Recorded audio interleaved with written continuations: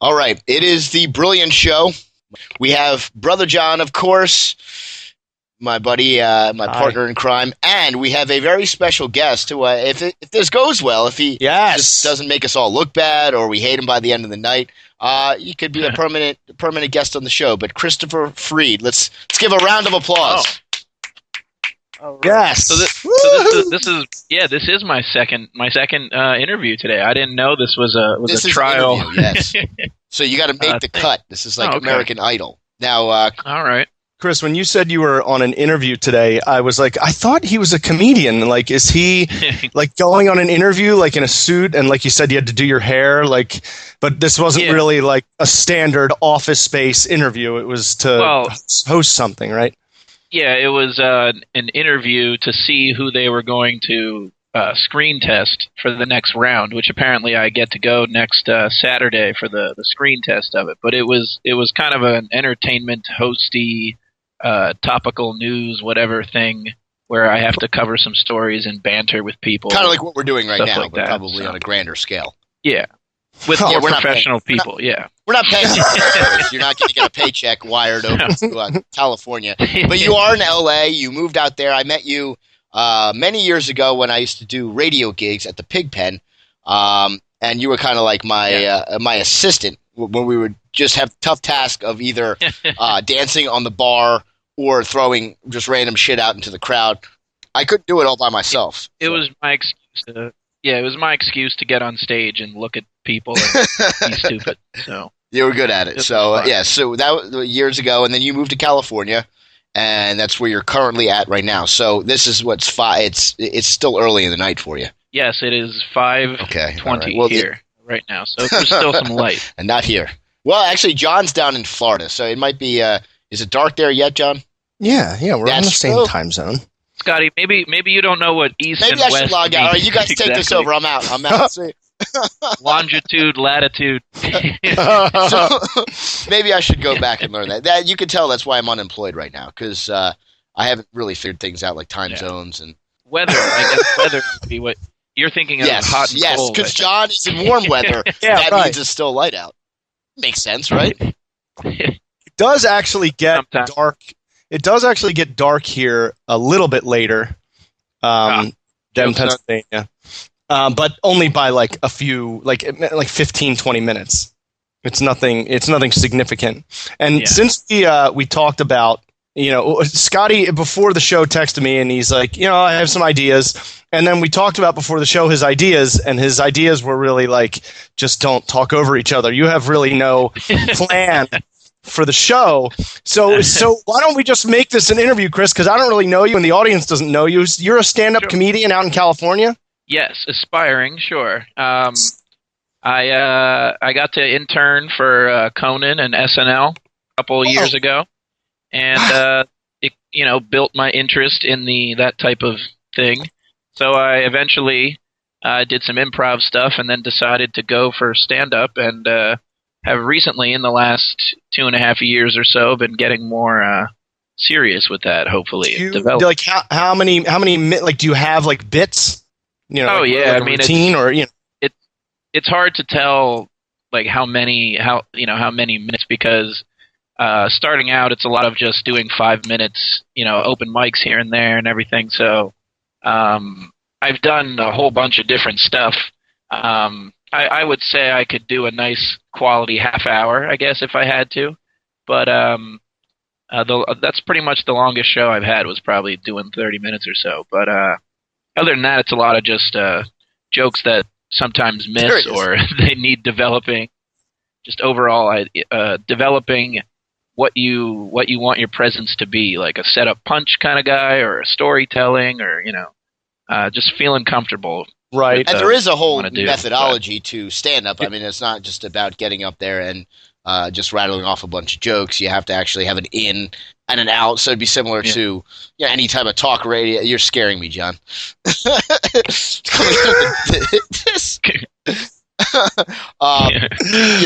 so you have to have. I remember seeing your stand-up at Rivals the one time, and the dude that was on, like, a couple people before you, all he did was just make sex jokes.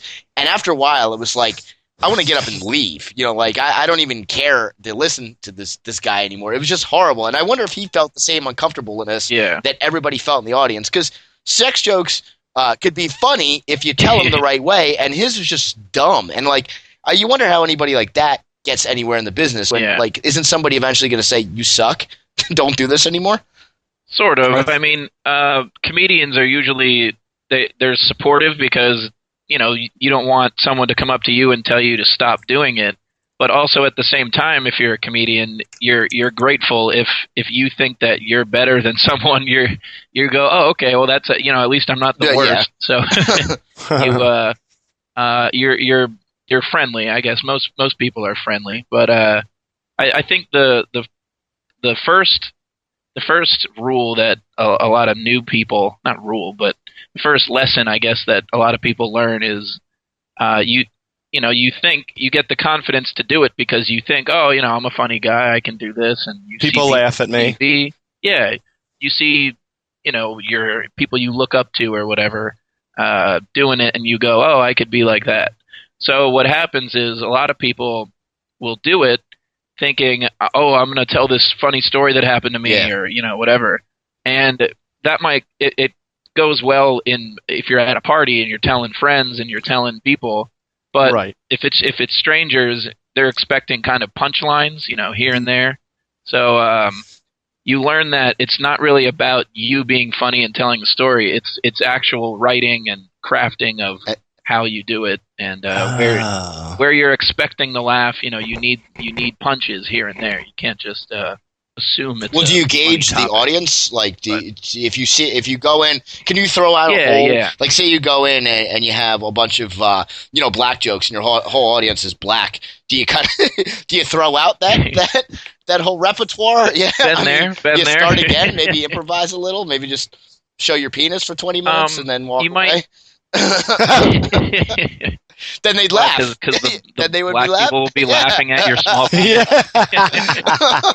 This is what I got. Now show me what you got.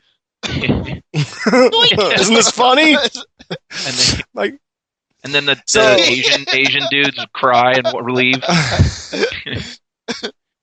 So it's more like people that it's easier to make them laugh because they know you. So when you're up there in front of 100 strangers, you have to be. You can't rely on theoretically. Yeah. I don't know. Recently, I've experienced where within a party setting, it's to be social. That kind of stuff works. But if you're doing stand up where it's mostly your friends or people which I did when I visited Allentown over Christmas, and there was less people than I thought would be there that just came for the general show. Because they didn't show up? And you said Allentown with a lot of emphasis. Oh, no. When I went to the bar around the corner from you, and you weren't there, I thought there'd be more people there. True. No, the Tally Ho show turned out really awkward because it was mostly just high school friends and people that I knew, from around Allentown. So it was a lot of me. Like when I'm in that group, I don't try to be like the funny guy. So it was weird for me looking at people who normally I'm just kind of laid back around, and I had to do my stuff and be funny and tell whatever the jokes and stuff I had planned. And it was awkward because I don't know. I'm used to being. You just let them kind of be rowdy and have fun. So I like it better looking at strangers and starting from scratch. You can start with whatever. So this way, if you really suck, then you'll never see them again. Yeah, that's kind of the feeling. It's just I'm going to start, and if it starts to go downhill, then in my head I'll finish the set, but I just start going whatever. This sucks. Finish it up. Get out of there. So, do you remember the first joke you ever wrote? Yes. Well, the first one that I thought of that I thought I could do that quick on stage and, win them over real quick and then maybe, try some other stuff. The first joke that I thought to do on stage was It actually sucks for a podcast because it's Is it physical? It's a somewhat visual joke, but I could still explain it. Small penis. That always gets him. That always gets him. Yes, I would love to explain. So the joke is that because it was at an open mic, and I was like, it's an awkward crowd, but I've done worse. The other day, I did a Parkinson's disease benefit, and you think the crowd's going to be supportive, and it's a benefit, and Parkinson's people are nice and everything, but no matter how good you are, they're like, eh. And see, what I did when I say "eh" for those listening is you repeatedly shake your hand in a so-so motion, right? Like eh. Hence the eh. Hence the neurological problem that comes along with Parkinson's. Yes. That's so funny. They did something like that with Michael J. Fox on Curb Your Enthusiasm, where Larry David said something to him, and Michael J. Fox kind of went shook his head, and he was like, "Now, was that the Parkinson's, or was that towards my comment?" It's funny to make the fun of the less fortunate. I think that's always a good brunt of jokes. I remember and then he gets the soda. And he asked Larry David asked for a soda, and Michael J. Fox hands him it, and it explodes. And he's like, "You shook that on purpose." Guys, I didn't see this episode. Guys, can we talk about something else? I didn't even see this. I didn't see this episode. I don't have HBO. All right, I don't have HBO. Well, you gotta watch all of. I've seen a couple of episodes. I think it's funny. I think Larry David's funny. It's pretty great.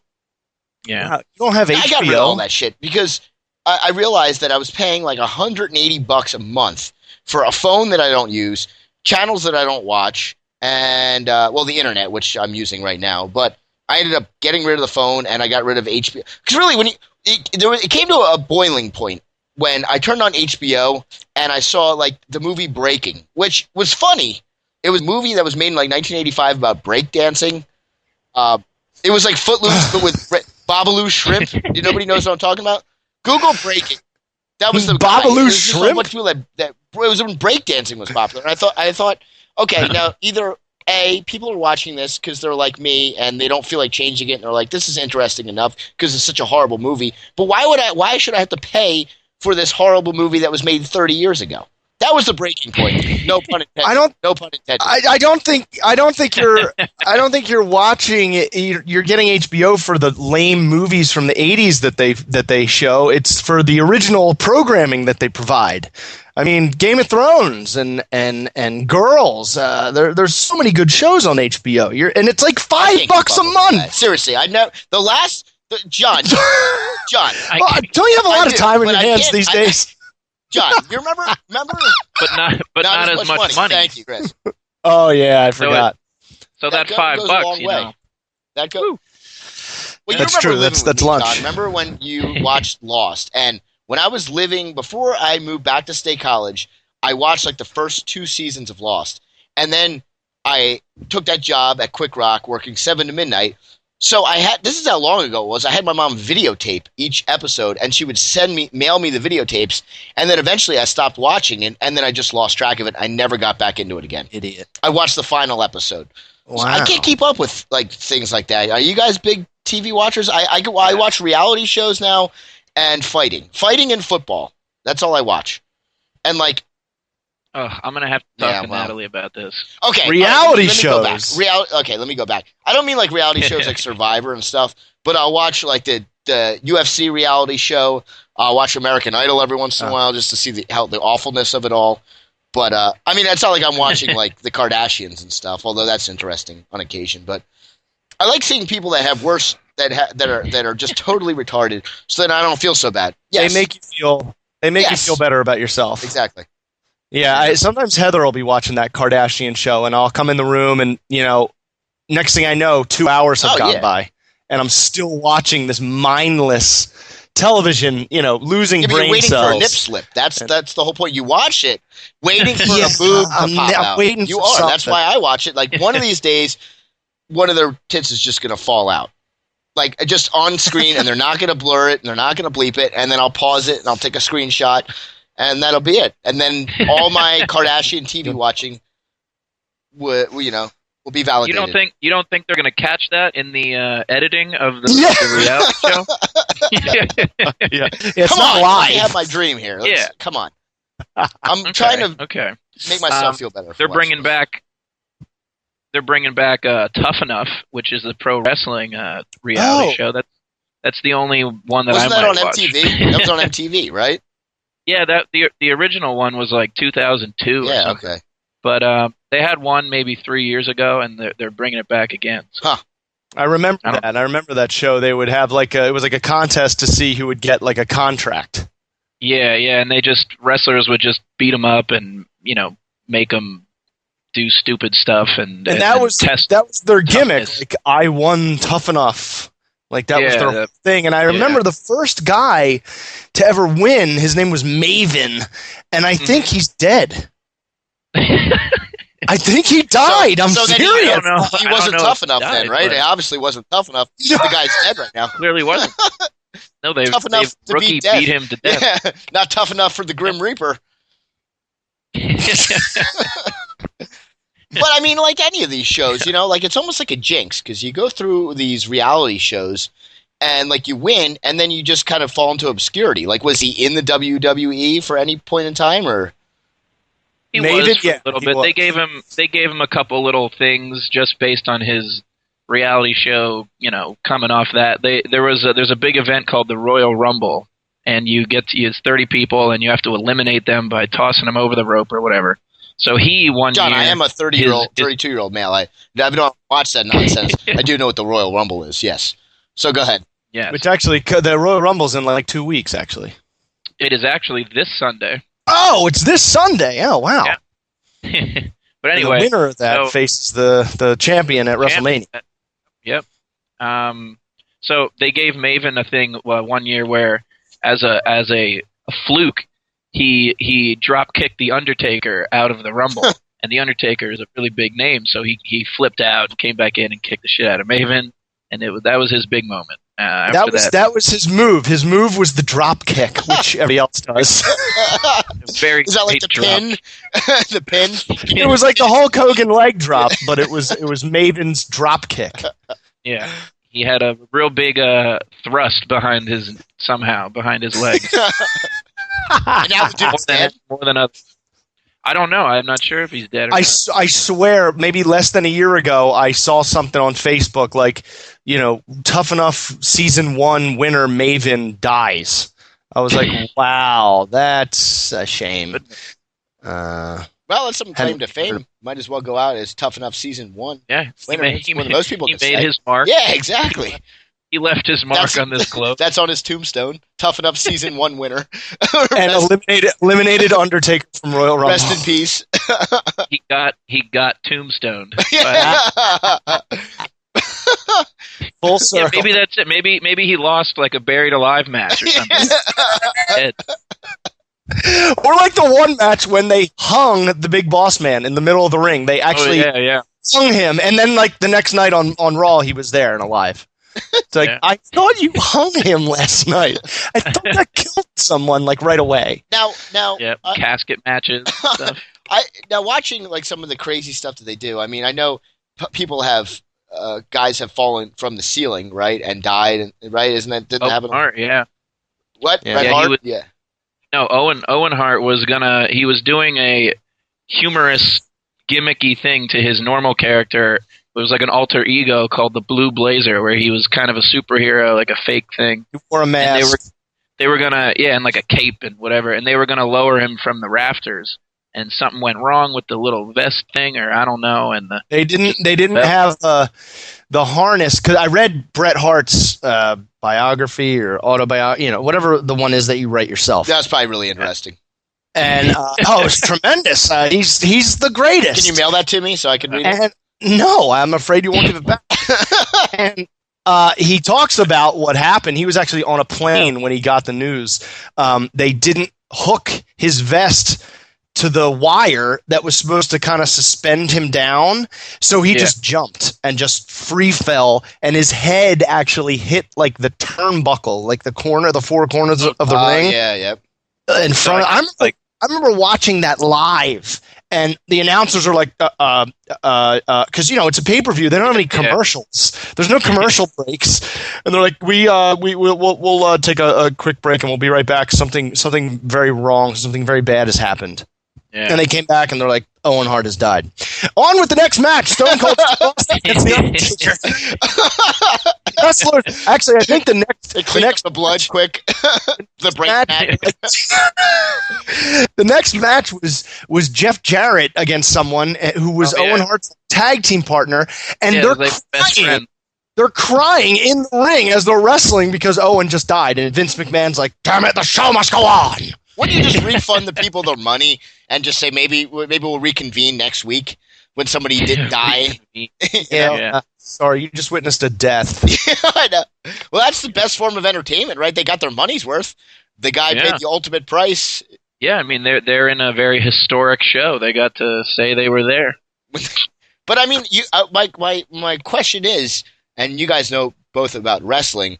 Why don't more people get seriously injured? I mean, there's some of the stuff that they do, and now maybe it's different in like the more mainstream shows, but I mean, like slamming guys and like picnic tables that have nails sticking out and stuff. Like, is it all like just a setup? Or are they really doing stuff like that? Well, no, they do get hurt all the time, and there's set this up for the listeners. I had the privilege of working for WWE in the social media group. So I got to be around. I got to commute to Stamford from New York a lot a couple years ago. Stamford, Connecticut is their headquarters.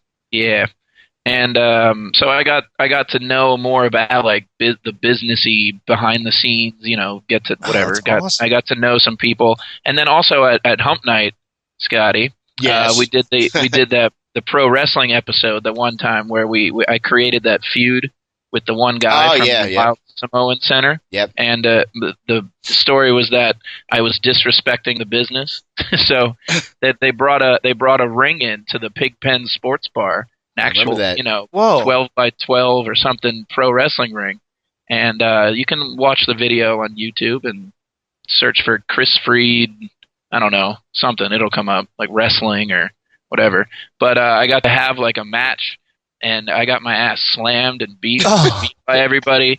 And I did a tribute.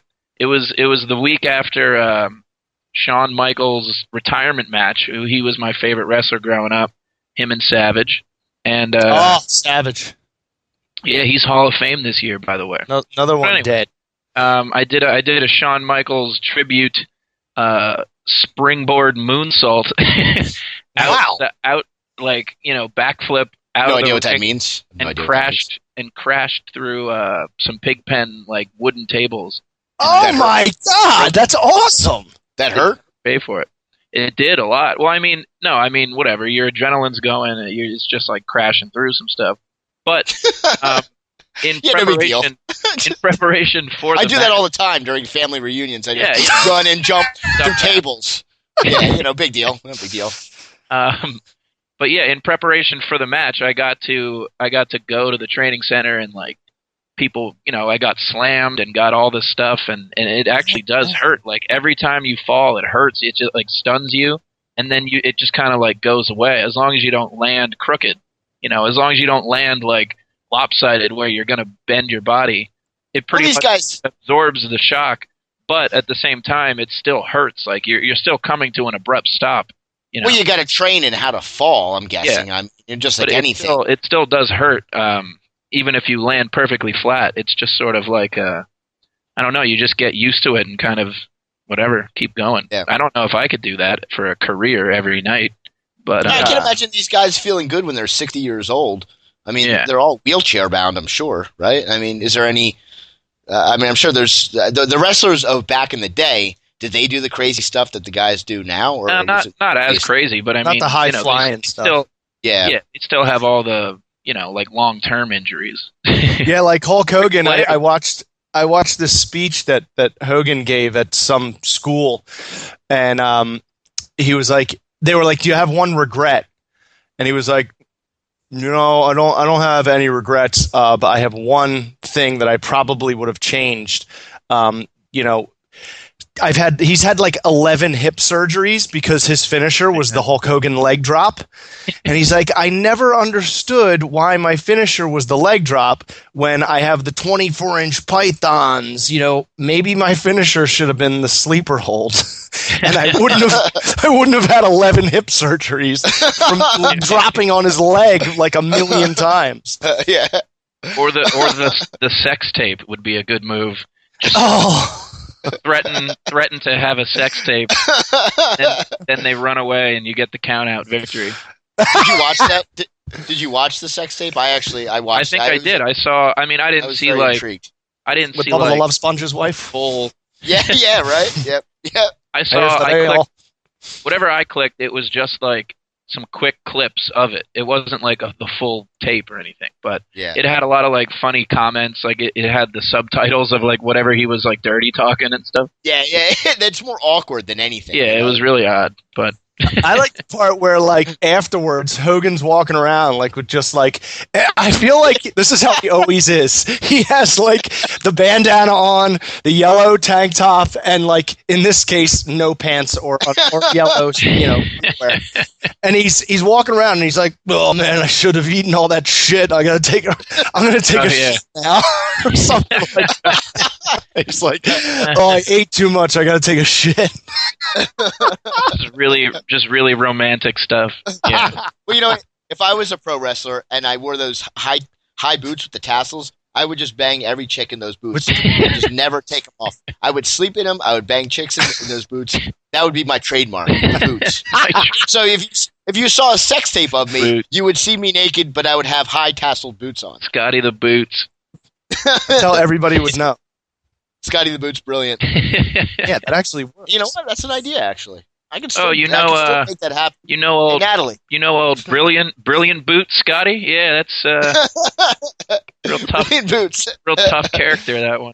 And then if you got really famous, Scott, and someone was trying to like blackmail you, they could like do a sex tape, but just only have the boots in focus.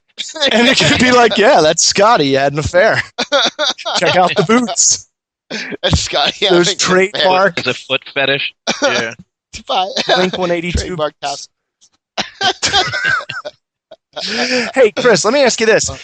Is it true when you're up on stage, do you notice the person not enjoying themselves like right away? Like the person not laughing?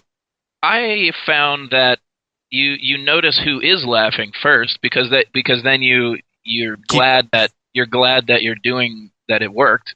Right. But then I think maybe after a few minutes or something you're in the swing of things, and then if you're used to looking at the same people, and then if you do see someone that is more gloomy looking, the thought comes over. And you punch him in the face. Yeah, I don't. You run out to the crowd and punch him in the face. I don't think I kick him with my boot. That takes care of them. Boot them in the face.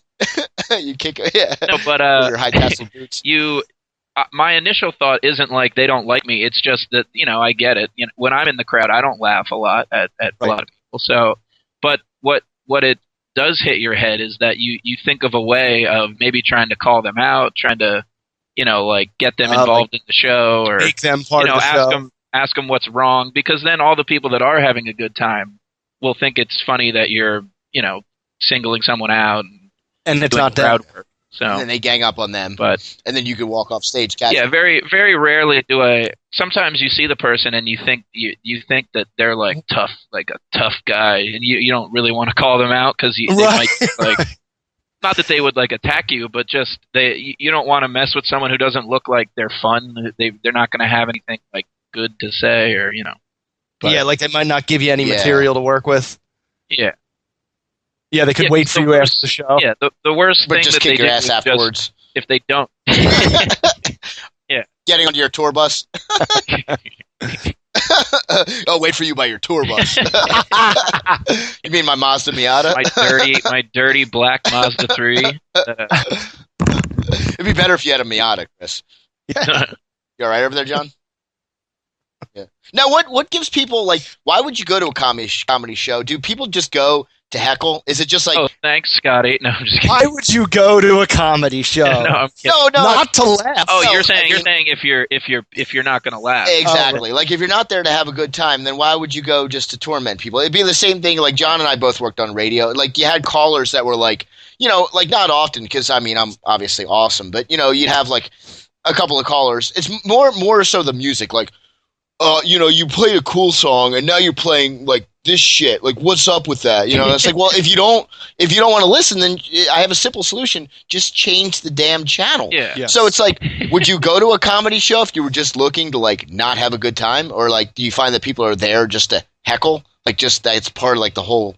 Well, you know, I don't think people go specifically to heckle, but I think there is that personality type where they think like they could do it. They're just as funny, you know, so they think that they're going to have a funny comment to say, or they might just be in a group that it wasn't their choice to come, but they're with the group, or they have a girlfriend that wanted to go, or, you know, whatever. then you slap that bitch up. Yeah. You know what I'm saying? Smack that bitch up. Well, yeah, couples are usually they're usually good crowd work because you can always call out like awkwardness.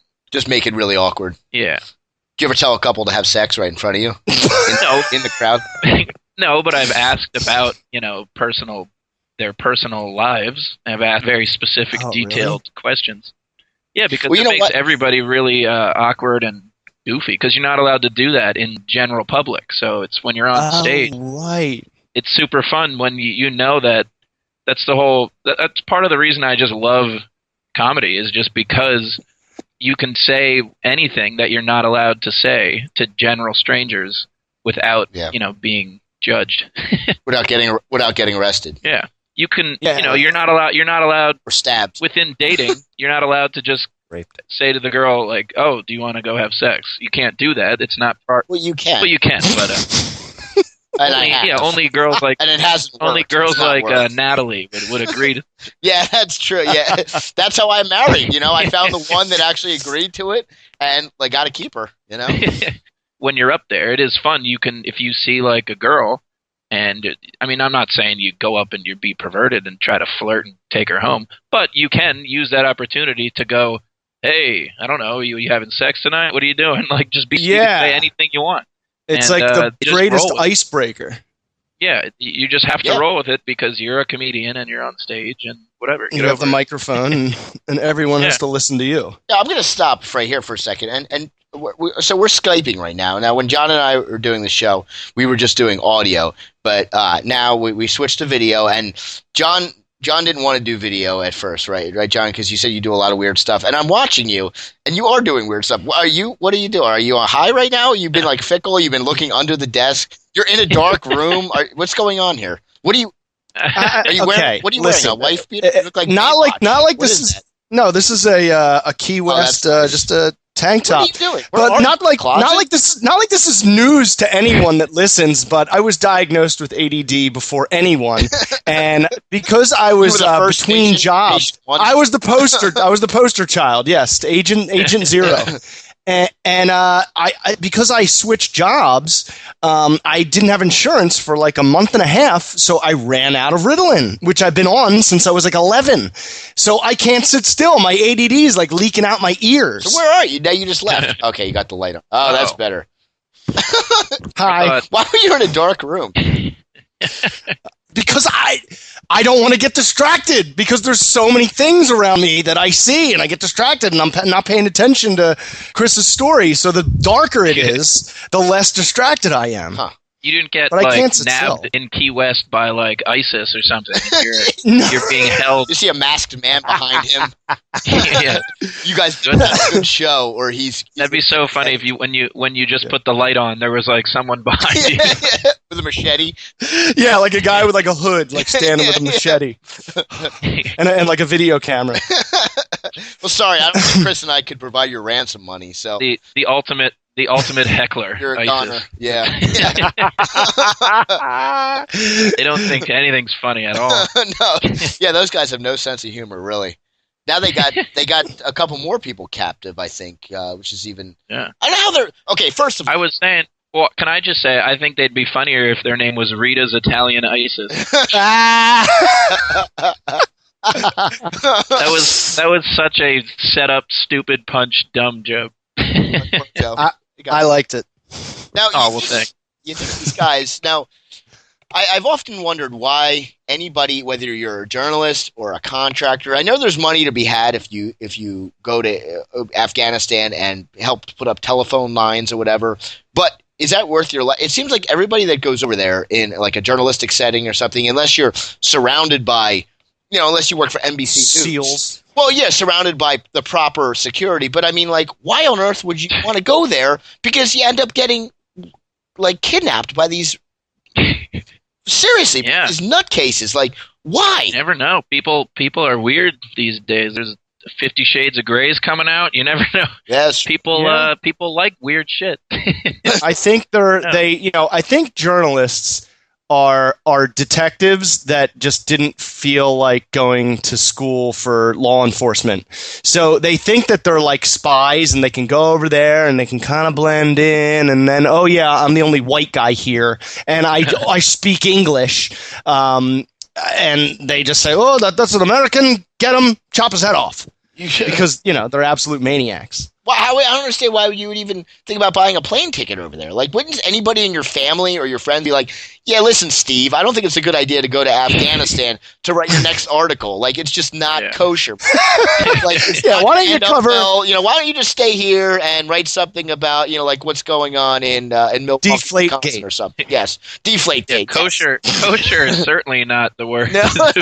It's certainly not kosher. I know that. I don't know a lot about Middle East politics. But I know that something to do with Jewish people is someone's enemy. And isn't it funny? Kris Fried, his last name is Fried. He's got a Jew fro, and he's not Jewish. You're not Jewish at all.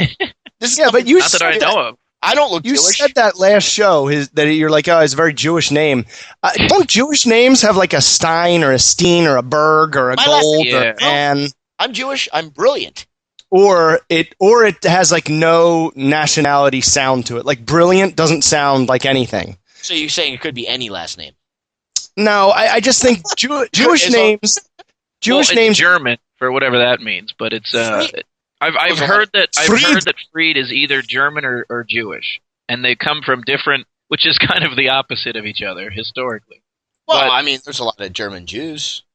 Well, yeah, but Jews are German, and they changed their name so they wouldn't, Yeah, but I was told that the different lines are like I don't know. Like if someone said that if you're the German Fried, that means you're not Jewish, and I go, I don't know. Maybe I'm a big mix of all of them. I have no. Well, I'm looking at two Germans right here, Hassinger and Fried.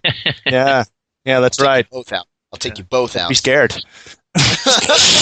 I wasn't sure if I was even going to say that, but you did. Also, we gotta make sure this doesn't get out too. I'm trying to make everybody here in LA think I'm Jewish so that they'll give me more jobs and stuff. Is there a lot of Jews in LA? I think you got to go to New York City for that one. Oh no, just the entire entertainment, everything. Yeah. Think about everyone who's funny. They're all Jewish. Sandler, Seinfeld, Larry David. There's a lot of Canadian funny. Tracy Morgan. Canadian too, yeah. Canadian. Tracy Morgan. Great. Second City people. Yeah. Steve Carell. Who are your favorite stand-ups? Let's start this topic. Yeah, I was going to say who are your inspirations, but I guess we'll go first and then you tell us. Scotty. You know what? I know you love Dane Cook. God, no. I'm not a big fan of stand-up. I don't think anybody is funnier than me. So I was impressed by that guy that actually headlined that Rivals show that I saw. The black guy. I thought he was really funny. And when he called out Patrick for going to the bathroom. Yeah, for going to the bathroom. Yeah. What was his name? Funny. I can never remember his name. I forget. Unfortunately, that John, wasn't a show that I was like involved with the booking. I never met almost any of those people before. I had his YouTube channel up for a while until my iPad died, and then I lost it, and I forgot his name. But Dan Shelley him I thought Mitch Hedberg was really funny. I'd have to say he was probably my favorite. Just I liked his very low key approach and his one-liners. So I'll go with Mitch Hedberg. So what about you? That's a good popular choice. What about you, Hossinger? My one friend asked me if I wanted a frozen banana, and I said no, but I wanted a regular banana later, so I said yes. I love all comedians. Like I could just list hundreds of them: Seinfeld, Louis C.K., Chris Rock, George Carlin. But yeah, right now Louis C.K. I feel like I've heard everything he's done, and I'm upset. Like I'm waiting for him to do some new stuff because he's just unreal. Is he really that good? He's so funny, man. And it's like his jokes are he'll come up with like an idea where it's like a funny idea, but he'll turn it into like 20, 25 minutes of like it's like a story and all these little jokes kind of woven in throughout it, and then he'll hit the punchline. I don't know. He's different. He's like a storyteller, punchline, inside joke almost. He's just great. Yeah. I love him. Yeah, he was right around when I really decided that I wanted to go for it, and, whatever. In 2000. You mean be unemployed? Yeah. This is really when I decided I wanted to be unemployed. When I made the decision to slap my parents in the face and not use my degrees or... Believe me, I'm laughing with you, but I'm with you. What am I doing? It was, I don't know, maybe like 2000... Well, I first got to know him, but knew of him in 2006 at Conan, because he was a guest, and Conan was, I don't know, he was always a really good guest on Conan. Yeah.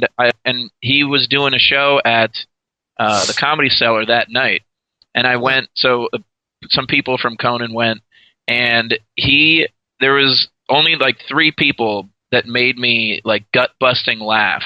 Yeah, almost ever.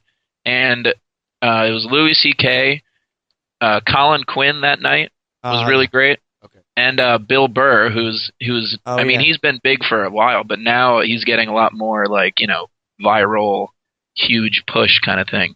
Yeah. But Bill Burr is, in the last couple of years, probably my favorite. He had a couple specials that are on Netflix, I think. Let It Go was really good. I forget the name of the other. Let It Go. Yeah. Let It Go. Adele. There's a channel on Sirius XM radio called Raw Dog, and it's nothing but 3 to 7 minute stand-up bits. And that Bill Burr guy is always the guy where I'm listening to it and I'm not watching who it is, and I'm laughing my ass off. And every time I look down, it was that Bill Burr. I'm like, who is this guy? He's great. He has a podcast that's pretty big. I think it's called like Sunday Morning or something, or Monday Morning. Yeah, Monday Morning. And not bigger than our podcast. No. I mean, he's just some low grade comedian. Yeah. I think he's on Howard Stern every other month. Allentown. Chris, was interning for Conan awesome? Like, did you interact with Conan much? Was Richter there when you were there, or was he kind of trying to do his own thing at that point? No, it was. This was late night with Conan after Richter had left. So he when I was there in New York, he didn't have a sidekick. But it was great for me because I loved the show, so I knew. Well, yeah, I knew like all the different characters and stuff on the show, and they're all writers. So when I got to work, intern for the writers and stuff, it was, like they were kind of like celebrities to me too. Yeah. So just last night we did, there's a guy, Brian McCann, who did a one-man show at UCB here, and he's taken it around the country. He's really, really funny, and the show's called The Leisure Hour with Brian McCann. So we got my friend Adam and I, who used to work there, went and got to hang out with some old Conan people, and Richter was there last night. So that was my first time ever meeting him. That's pretty cool. And also Jack McBrayer was there, but I don't know him. I don't know. He's the page on 30 Rock, like the really flamboyant, nerdy kind of. Oh yeah, yeah. Yeah, I have no idea. If you saw him, you would recognize him, Scott. Yeah, he He's apparently like a skinny white guy with like buck teeth. Yeah, he used to do characters on Conan too, so he was like, he was friends with all the staff and everything. Was Conan? Did you? As an intern, I don't know how much interaction you had with Conan. Was it mostly the writers, not really Conan? Because I watched that documentary that he did. When he couldn't be on like TV or whatever the heck the contract was after Conan they O'Brien screwed can't him. Stop. Yeah. After Jay Leno and his big chin swooped in yet again and screwed someone else out of a job.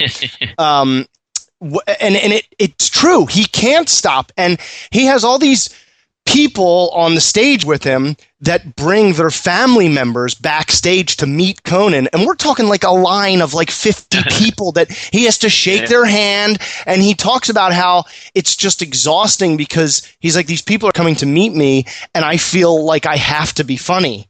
And he's just not as, was he like that? Like, did you ever, No, he was we didn't interact, like one-on-one for any creative ideas or anything like that. We kind of just, at Conan, it was like the interns were just in a conference room sort of, and then the intern coordinator would come in and pick you out when they're, people send you on runs or whatever. But you still get coffee, to like coffee and you get to know some of the writers and just whatever. Conan came in a couple times where him and the producer were looking at the TV, going over some, I forget what it was. We were watching a DVD and we had to find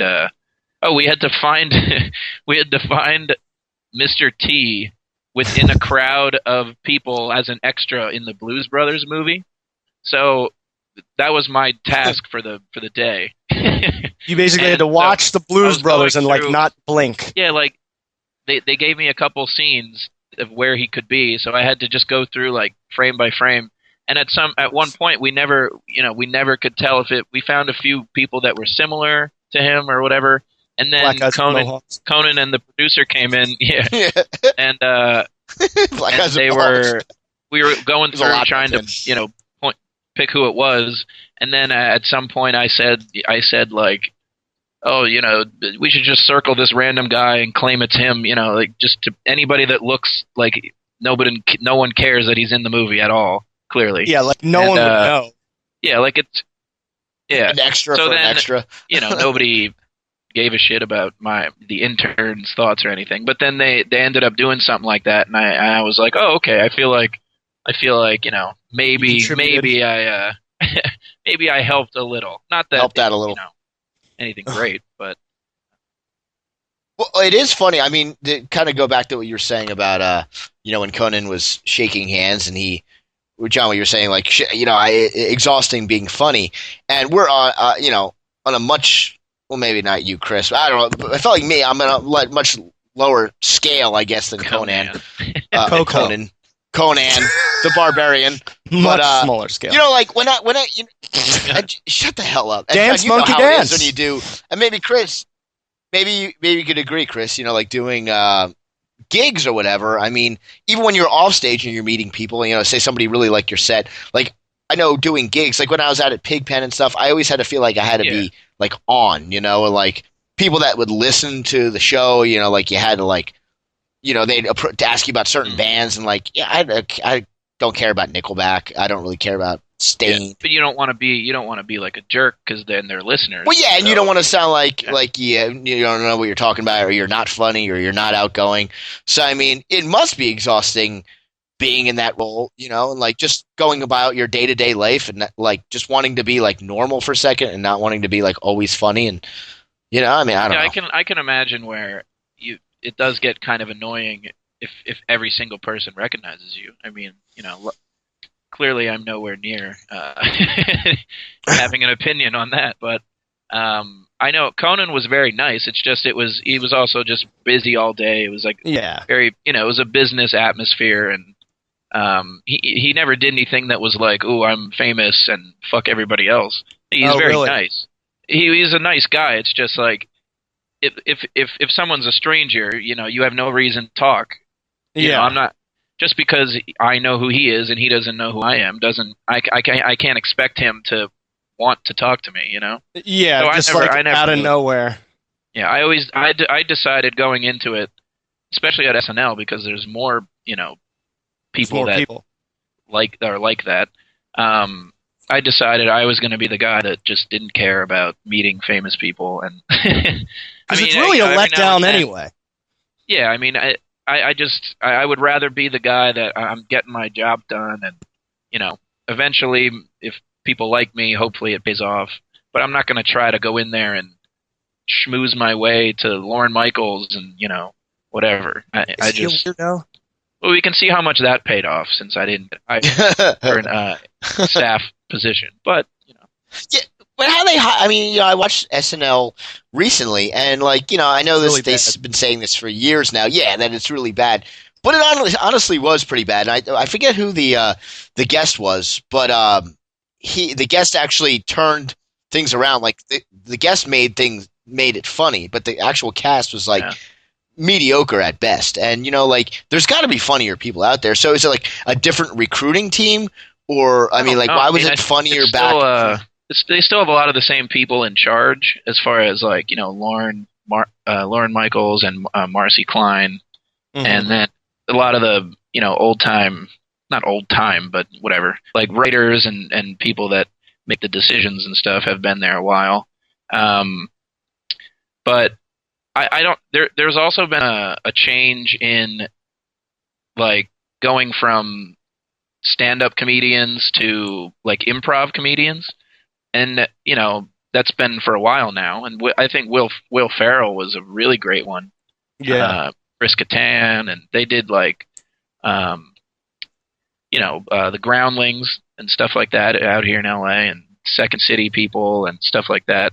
But I do think they need to get a few more stand-up people, because I'm not saying that writing comes improv people are bad. I just think that it's more of a, you hear stories about back in the day, it was kind of more selfish. People were fighting for airtime. And but at the same time, there were better characters, recurring characters.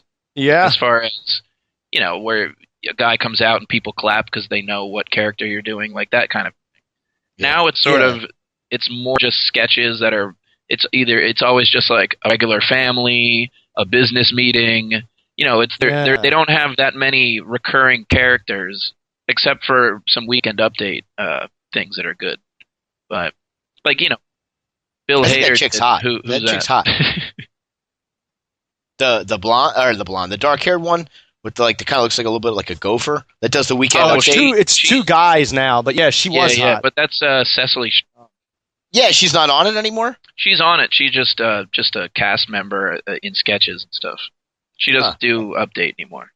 I think she's awkwardly hot. The news team that they have now might be the worst. It's a black guy and a white guy, and they might be the worst that they've ever had doing the Weekend Update. Oh, you really? Like it? I don't. I mean, to go from Kevin Nealon to Norm Macdonald to Colin Quinn to Tina Fey, Amy Poehler to Seth Meyers, and now it's these two schlubs. I mean, they have one good character right now, and that's Moynihan's drunk uncle, who's tremendous. But he only comes around every, 4 times a year. Moynihan has that guy that does the Anthony Crispino, where he talks really high and he it's the second-hand news. Like he heard from a friend of an uncle, and then he always gets the story wrong. Oh yeah, and he always looks behind him like you didn't hear from me. Taron Killam has some. He's pretty funny. I like him too. Different things. He does that 1800s critic, where he brings out his note cards and he goes through the movies that and then he just shits on every movie and comes up with some stupid old timey reference. Is he the really young guy, or is he just he's just like a white dude? Because there's this really young kid. Yeah, he's kind of the generic white guy, but he's also really goofy. He does a lot of physical goofiness too. Yeah, that's what I was thinking about this cast right now. I think this cast is hilarious. They just lean on the hosts. And I don't care how funny you are in movies and in TV and in stand-up. Sometimes it just doesn't translate.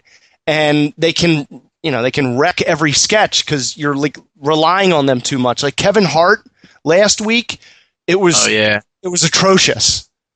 It was embarrassing. They should get rid of that Good Burger guy, whoever that guy is. Keenan. He's great. Yeah. Keenan. Good Burger. Keenan's funny. No, Keenan's really funny. Tell him to go find Kel and go. I love Keenan Thompson. Oh, Keenan does have a lot of really good sketches, I will say. Yeah. I love him. Yeah, and he has what's up with that? I think he was there in like 2003 or 4 or something. What's up with that? Yeah, I remember that was actually. Yeah. And they always had Bill Hader play that one guy as like the guest, and they never got to him. And they'd be like, "Sorry, we didn't get to you again." And he'd be like, "It's okay. I'm just happy to be here." And whenever he does Steve Harvey, it's like Who Wants to Be a Millionaire? Steve Harvey, and he can like never read. And he always talks about his suits, his big suit.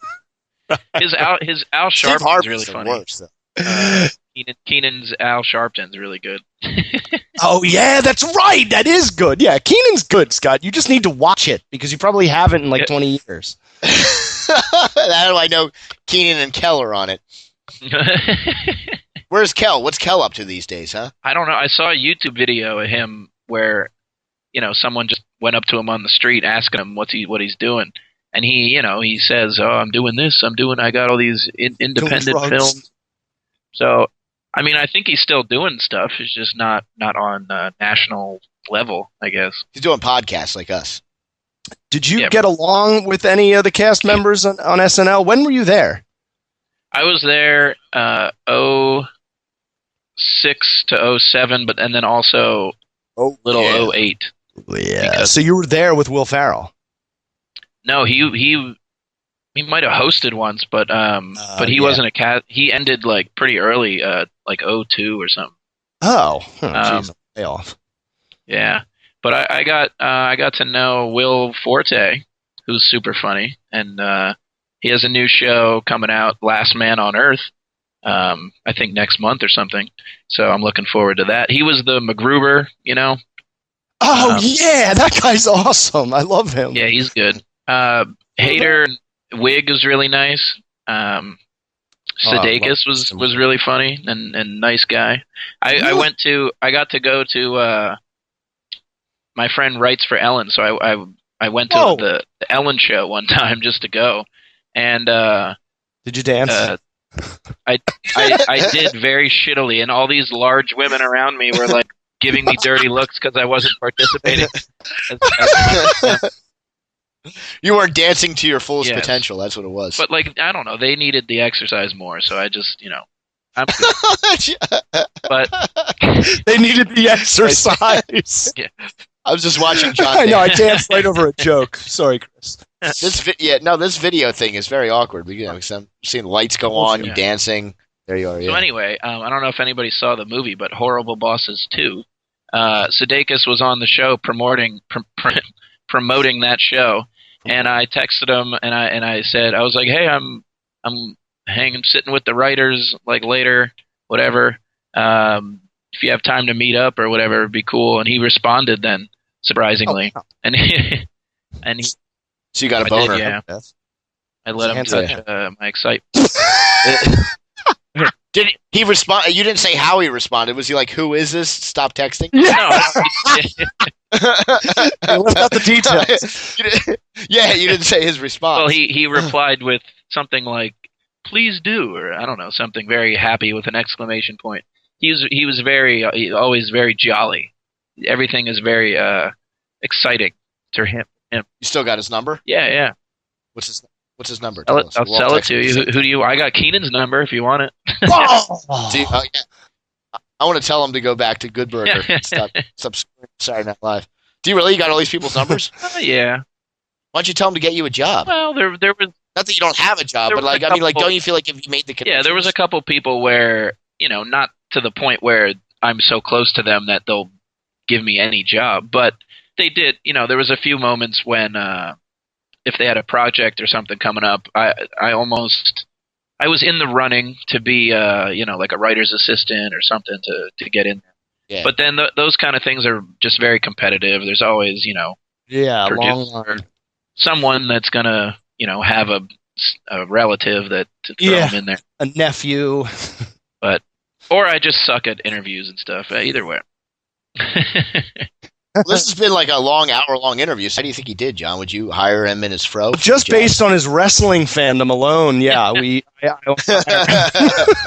don't want to turn this into a WWF or WWE podcast, but maybe we could have a segment where we recap the pay-per-views. I could do like every other or something. That way, you guys can have your little jerk fest every other. and then I'll just chime in like every other whenever the invite is extended. Yeah, all right. Well, yeah. I mean, just when we need somebody to talk to John about wrestling, because I know nothing about it. I mean, we could just make it like a tiny segment, like the Wrestling Minute. Like, all right, last Sunday was the 2015 Royal Rumble, and the winner was X, and here's some notables. Hey, any prediction? Who's going to win? I can always predict who it's going to be, except for this year. Clueless. But it's pretty obvious. There's a few this year. But I think the more important story is Macho Man Randy Savage, Hall of Fame finally. So that's exciting. But he's dead. Yeah, well, he's still getting inducted, and people. Who's inducting him? Hogan? Owen Hart. Yeah, Macho Man was in Miami, I think. And he had a heart attack while he was driving and got into a car crash and died. Wait, when did this happen? Like last year, 2 years ago? They didn't make a big deal about it, obviously, right? Yeah.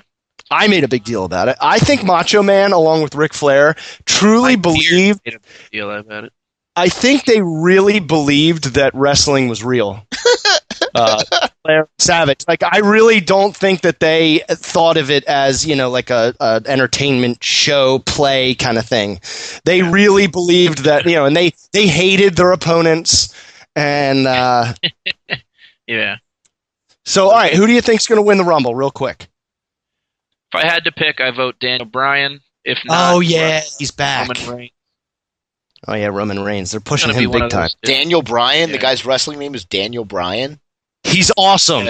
He was originally Bryan Danielson, independent, became famous, and then he finally got WWE. So he became, and they made him Daniel Bryan. That's creative. That is creative. He's like a really short guy, and he's got this crazy beard that he hasn't cut in probably a year or two. Why couldn't they make him Dan Bry or like Brydan? That would be like one word, like a one-word name, Brydan. The announcers called him D-Bry for a while. Oh, did they really? God. Scotty, you watch reality shows. You never heard of Total Divas? Oh yeah, that was on at the gym today when I was there, and John Cena's on. That's on E. Yeah, I don't watch it. Yeah, no, I know what you're talking about. Okay.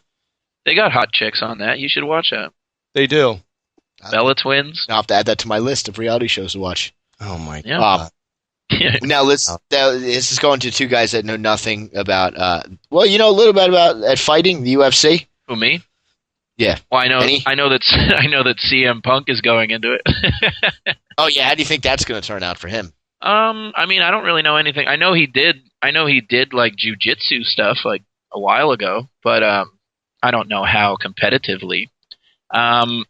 I will say that if he gets his ass kicked like super bad, I think it'll diminish any future return matches if he does pro wrestling again.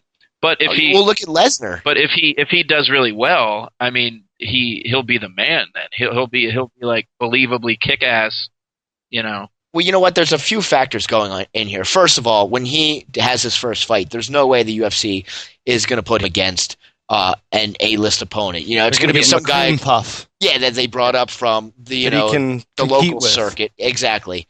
Because with Brock Lesnar, they kind of threw him to the wolves right away, and he actually did well. Somehow he became the heavyweight champ. Lance or someone like that. Freaking sweatpants. PJ Pants. Barry Horowitz. Yeah. That's a whole other story. The Brooklyn Brawler. Doug McGillicuddy. But I mean, they're gonna bring in some chump. I mean, you can look at Brock Lesnar, and yeah, he became the heavyweight champ somehow, but because he used to wrestle in college. Yeah, but that's the thing. He fought Frank Mir. Frank Mir took him out with a leg lock because Frank Mir is a jiu-jitsu ace, but then he beat the crap out of Frank Mir. But then he actually faced a guy that knows how to kickbox. The guy gave him a liver kick, and and he almost dropped Lesnar. He dropped him. I mean, I've never seen a big guy go down like that. Yeah, from a kick. I mean, I wouldn't want him kicked in the liver, but I'm sure he did. Yeah. So I mean, I don't know. It'd be funny to see how this. I would love it if CM Punk won his first match in UFC, because then that would take UFC to a completely different level. Because CM Punk was like this. Like, I thought after Stone Cold, the wrestling was pretty much done. Like, they had The Rock, and then there's like, okay, no one else that's kind of like anarchy, anti-hero, and CM Punk like defined that. So if he could take his ability on the microphone during post-match interviews and actually win matches, it would be huge for that sport. I mean, I would watch it. He's definitely the next. It should be pro wrestling's like next kind of the new age vibe, where it's it's not so cheesy and it's more like real fighter looking people doing moves, and then every now and then some high flying stuff for fun. But you know what? As much I don't know. Maybe he did a little bit of jiu-jitsu, but I can tell you that you can teach somebody how to punch and kick. You can teach somebody how to punch and kick, and you can put a tough guy in the cage or the ring, and they could fight. But once you get into technical maneuvers, like if you got taken out of the ground and he would know how to get out of certain things, I mean, it's all done for him. I mean, he could get lucky. Anybody can get lucky with a punch. But I guess it all depends on when his first fight is and who he's fighting, because I can't see it going real well unless they give him a crash course. I want UFC to get more like, real fun entrance musics and managers. Like, I want get Justin Bieber out of there. Dude, Google a guy named Conor McGregor. He just won. He's an Irish guy, and he is like the new. Oh yeah, I saw him. Talker. Yeah, he's crazy. He's nuts, and he's actually pretty good. He can back it up. Now he's gonna, I think, get a title shot. So we'll see how he does versus a big game opponent. The champion right now. But I mean, as soon as he won his last match, he picked apart this guy in like 2 rounds, and before as soon as the match got stopped, he ran and jumped out of the cage into the crowd and started taunting. The champion. Yes. And the guy just laughed in his face. He's a Brazilian guy named Jose Aldo, and he just smirked.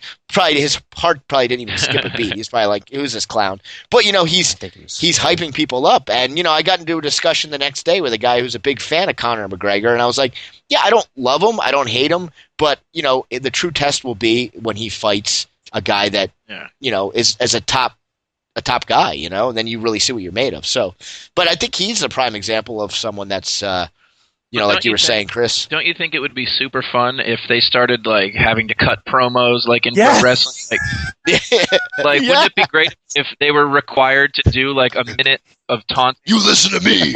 How great would that be? And then what I'm saying is, I'm going to break you in 2 and then choke you out. I'm going to submit you by arm characters bar. Like managers, like Jimmy Hart and Bobby the Brain Heenan. Like, how great would that be if they developed that in UFC? And like, maybe that would be my only role ever in UFC.